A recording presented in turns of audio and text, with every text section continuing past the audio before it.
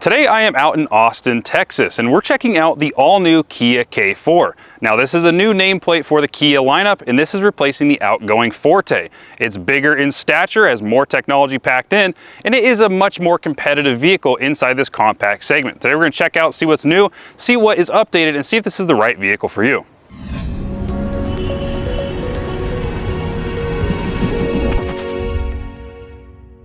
When Kia was designing the all-new K4, they wanted to integrate the Opposites United styling characteristics that you find on such things like the EV9, their flagship SUV, and you see that here in the front end. Even though the vehicle is wider, it really is emphasized by these new headlights. They're much more angular, a lot more angry than what you found on the Forte.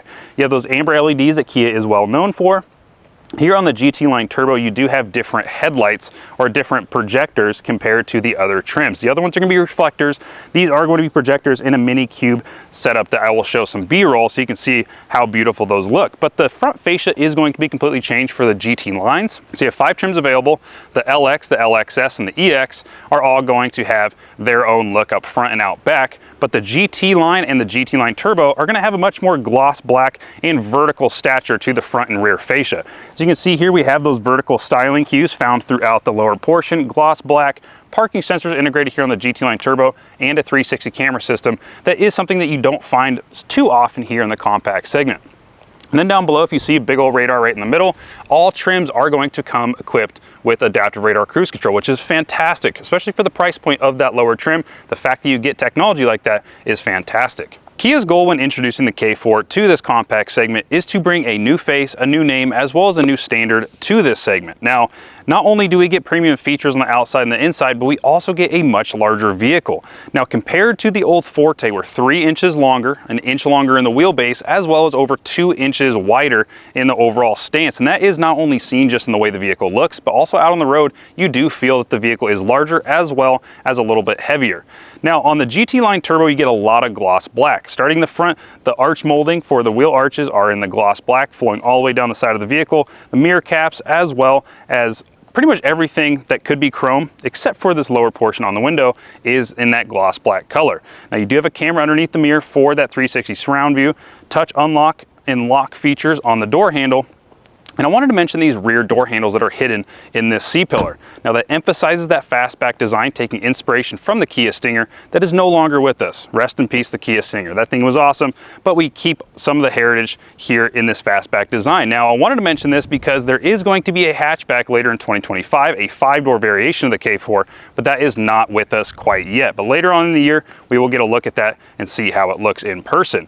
Now, flowing to the back of the vehicle, you have very wide hips here in these rear quarter panels, and that's a main place where the extra 2 inches comes into play. Now, you can see it from almost every angle looking at this vehicle. It's much wider, much broader, and a little bit more squared off than what the Forte had to offer. And I think Kia really knocked it out of the park in terms of styling, as well as just making the vehicle bigger, having a better on-road look to it, really making it stand out from the rest of the compacts in this segment. Now, looking straight on from the rear of the vehicle, you can really see that extra 2 inches in width coming into play in how the vehicle looks, giving it the much more mean on-road presence, as well as just an overall more aggressive look in nature. Now, the styling cues do take some inspiration from the EV9, their flagship, just like the front end did as well. And these are going to be a fully LED taillight here on the GT line Turbo. Now, you can see that the blinkers are in LED. On all other trims, all the way through the lineup, are going to be incandescent, so a combination configuration on the other trims. Now, badging Kia up top, the K4 on the driver's side, and GT line, whether it be the GT line Turbo or GT line, you are going to get the same badging down here on the passenger side. Now, you have a backup camera that is excellent quality, and your trunk release there. Now, the lower portion of the rear end is going to be exclusive for the GT line and GT line Turbo. The rear and front fascia are going to be exclusive, and you can see with these vertical styling cues, it's a much more vertical aspect in terms of how they styled it. It's all gloss black, and down below you do get a white reverse light integrated down there below that license plate. Let's pop open the trunk, and we have a decent amount of space. It is not class leading, and it's actually going to be less than what you previously found in the Forte. 15.1 cubic feet here, or sorry, 15.1 in the Forte and 14.6 here in the K4. Now, if you pop a tire and you need to replace it, you do have a compact spare below the floor. It is a very cheesy little floor that you lift up, no sound deadening underneath. And if you need to put larger items in the trunk, more than 14.6 cubic feet, you have the option to fold down those rear seats with levers on each side, and the hinges for the trunk are going to move with it. So if you have more than just what we have here and you have to pack this full, it will crunch your cargo just a little bit. Styling and size have definitely been the major changes for the K4, but under the hood, some things have changed as well. The same two engine options are available for the K4. All the trims except this top trim are going to get a naturally aspirated 2-liter 4-cylinder. Now those produce the same amount of horsepower and same amount of torque, but this top trim gets the 1.6-liter turbocharged 4-cylinder that produces 11 less horsepower to fit the ultra low emission standards. So power figures look at 190 horsepower and 195 pound-feet of torque, and it is now paired to an 8-speed rather than a 7-speed. Now all that put together, you're looking at 1 mile per gallon less than previously at 29 miles per gallon combined. Now all of the K4s are going to be front-wheel drive. No all-wheel drive is available, as well as no hybrid technology. That will not be available here, whether it be in the sedan or even the cross or the hatchback that is available later in 2025. So you're looking at 190 horsepower, 195 pound-feet of torque, and 29 miles per gallon combined. If you opt for one of the higher trims, GT Line or GT Line Turbo, you will get 10-way power adjustable seats with 2-position memory. The heated is standard, but the option for ventilation is going to be part of a package. Same with this ultra-wide sunroof up top. That is also part of a sunroof package that will end up costing you more money at the end of the day. Now, whatever trim you go for, it will be a 6-way manual adjustable seat on the passenger side, and the lower trims below the GT Lines will get a 6-way manual driver seat as well. Now, space up front is not going to be class leading, but there's plenty of adjustability in terms of how you are seated, as well as that 10-way functionality. You can get into a nice comfortable driving position with a tilting and telescoping manual adjustment, but it's not class leading up here. But if we jump into the back, this seat is adjusted for where I would be sitting at 6'1". If we jump back here, we have 38 inches of legroom, which is class leading here in the compact segment. Plenty of legroom. Headroom is a little bit lackluster thanks to that fastback design, and at 6'1", that is kind of the point of contention with this compact segment. But it's not too bad, actually. Sitting back here, I could be comfortable if you slouch a little bit, straddle the front seat. That's not too uncomfortable, but look at the amount of legroom I have back here. Sofian was just mentioning how lean back this seat is, but at 6'1", especially in compact vehicles, I hardly fit comfortably, whether it be in the front or the back, but this is generously sized. Now, comparing it to the K5, you have 3 more inches of legroom, which is shocking for the fact that the K5 is a larger segment. So the fact we have 38 inches back here is going to be an excellent feature. Here on this top trim GT Line Turbo, you are going to get a fully Syntex upholstery, but on the GT Line, that will be optional. Standard will be a combination between a cloth and Syntex material. Lower trims will be a cloth or a premium cloth. Syntex is only going to be found up here on the GT Lines. Now the seat is nicely bolstered with that GT Line embossed up on that seat back. Nice large headrest to make sure that you are safe in case there is a crash. And you can see Sofian back there recline nicely in that spacious second row, class leading second row in headroom and legroom. And there is plenty of space up in the front as well as in the back. Now over on the passenger side, you can see that the horizontal nature of the interior design flows all the way across the dash over to the driver's side. There's an integrated LED up top, a textured plastic here in the middle with vents over on the sides for the passenger side. A softer touch dash. It's kind of hard, but there is some give to it, but further up it is going to be a harder plastic. But if you come down here to the glove box, not felt line, but there is a light illuminating it in there, but it's plenty of room for your literature, but anything else, it is going to be a little bit tight. One thing Kia implemented into the all-new K4 is standard technology, unlike anything else in this compact segment. Standard is going to be a 12.3-inch infotainment screen with Apple Wireless CarPlay and Android Auto as standard across the trim levels. Now here is the CNCC operating system from Kia. It's a very snappy, easy-to-use system. I love that you just have quick functions. If you're just looking for vehicle diagnostics setup, it's all easy to find. Now if you want some quick functions, you also have a drop-down menu to turn your brightness up and down, so on and so forth. But on the EX trim and up, you are going to get nearly 30 inches of full screen real estate. Now in the middle of the two 12.3-inch screens is a 5-inch climate control screen to change some of your settings on the go. Now this is going to be climate control no matter what, but if you wanted to change your climate control with some physical buttons, you still have them retained down here on the lower portion of the dashboard. Now on the EX and up, you are going to get a full 12.3-inch screen that has customizable gauges. Information in the middle is going to be You can scroll through that through a scroll wheel here on the steering wheel, but lower than the EX on the LX and LXS, these are going to be non-customizable. They're just going to be standard, and then you're only going to be seeing the 4-inch screen in the middle. You're still getting this same stack up top, but you're just not getting this 5-inch screen in the middle. So plenty of screen real estate, even on these upper trims. It's going to be plenty of technology for a fairly low price. Now on the GTs, whether it be the GT Line or GT Line Turbo, you're getting a GT specific wheel, this 3-spoke design. On the left side is going to be controlling some of your cruise control, as well as scrolling through that 4-inch display. And on the right side is for your different modes, your FM, AM, Bluetooth, so on and so forth, as well as scrolling through some of your different channels. Now this is going to be controlling some of your infotainment system, so this is going to be more a media information control over here. Now you also have paddle shifters behind the steering wheel for each GT. Now the GT Line is going to be a CVT. Here in the GT Line Turbo, it is going to be an 8-speed. So this is going to be a little bit more functional here in this GT Line Turbo, as you are going to be actually shifting the gears rather than a simulated shift with that CVT. Now if you wanted to change your drive modes, you have a drive mode selector down below. You only have 2 to choose from though, only normal and sport, and that will change your throttle mapping, your steering mapping, as well as your shift points while driving spiritedly. Now on the higher trims, you do have this 5-inch climate control screen where you can quickly control that, but you also retain these physical controls down below on the center of the dash. Now down below that is going to be some charging functionality. You have 2 USB-Cs, whether it be data transfer and charging or just charging. You can change that by just a click of a button. You also have a 12-volt socket that is hidden by a spring-loaded door.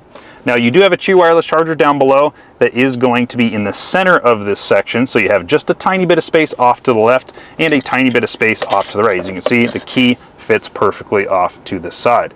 Now you retain a conventional shifter to select park, reverse, neutral, or drive. Auto hold, your parking sensors turn off and on, and if you press that, that brings up your 360 camera system up here on your infotainment screen.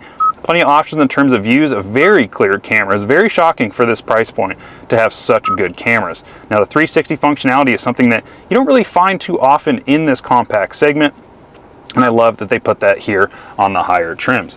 Now your cup holders are customizable too. You can have them as your standard cup holders to house your water bottles, or you can hide them out of the way and put larger objects in there that might not fit with those cup holders folded out. In the center console, this is slightly padded. It is not super comfortable, so if you do find yourself using the center console for an armrest more often, it's not super padded, not stitched, but if you open that up, it is a fairly deep storage compartment for such a small vehicle.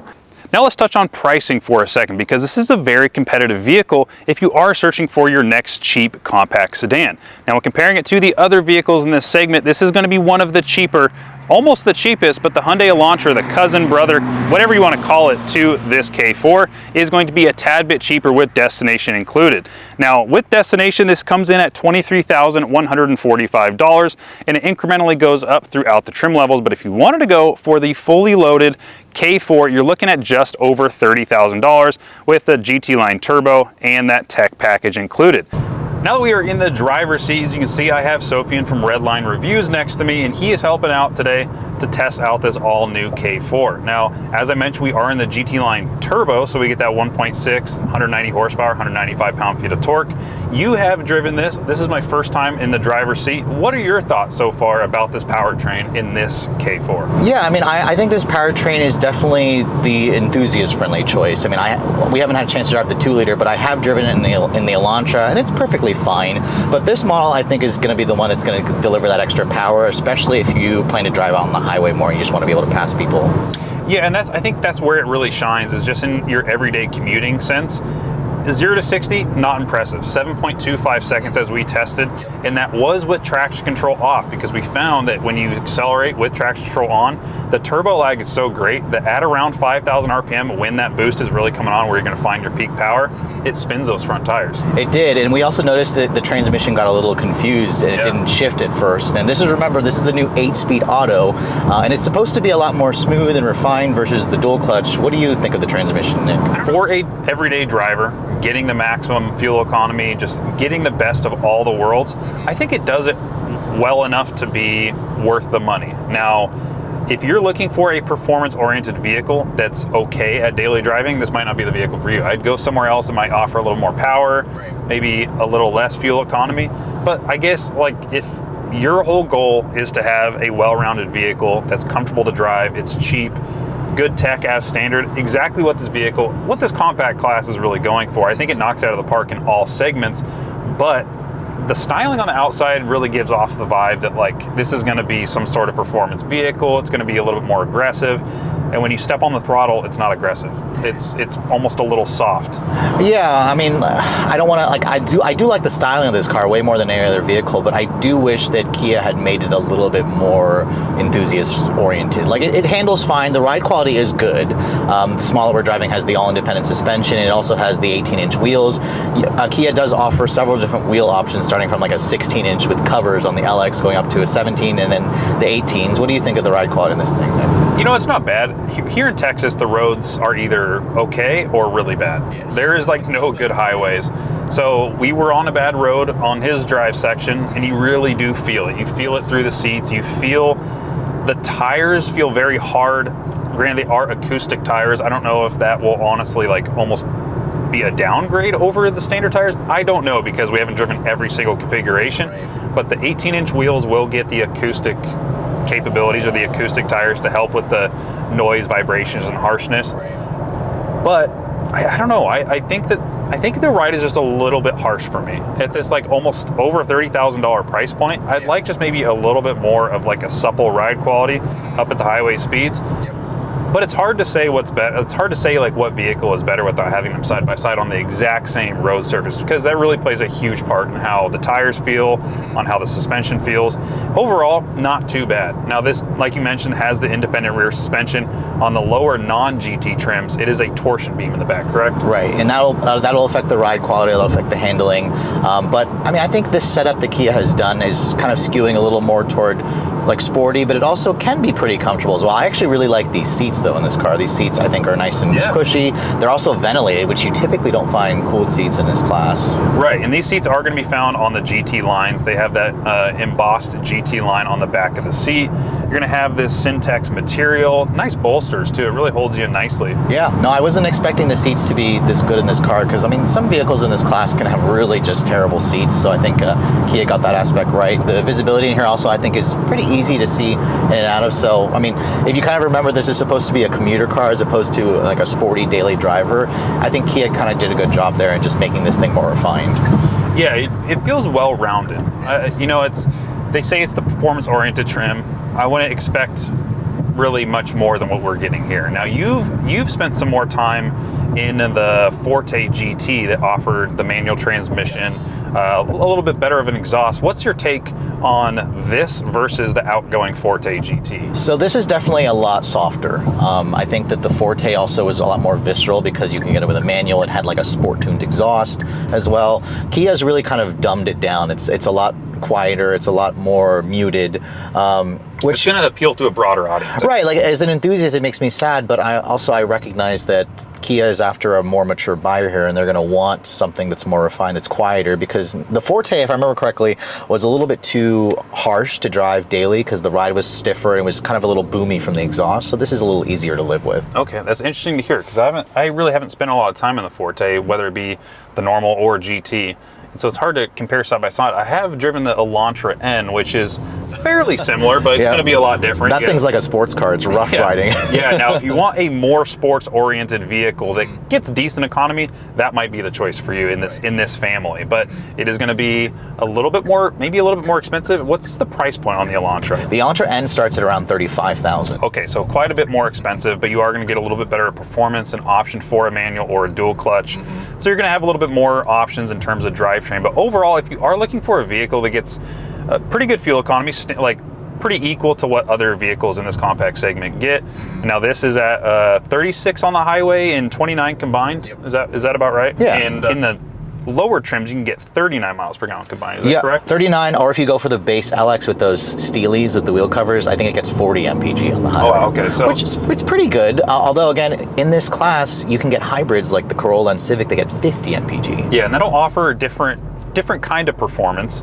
I think that's kind of the downfall of this platform, is that there isn't a hybrid variant. Shifts are a little bit slow, I do have to say. When it does find its way around 40, 50 miles an hour, you're not going to chirp the tires, so it's not going to confuse the transmission.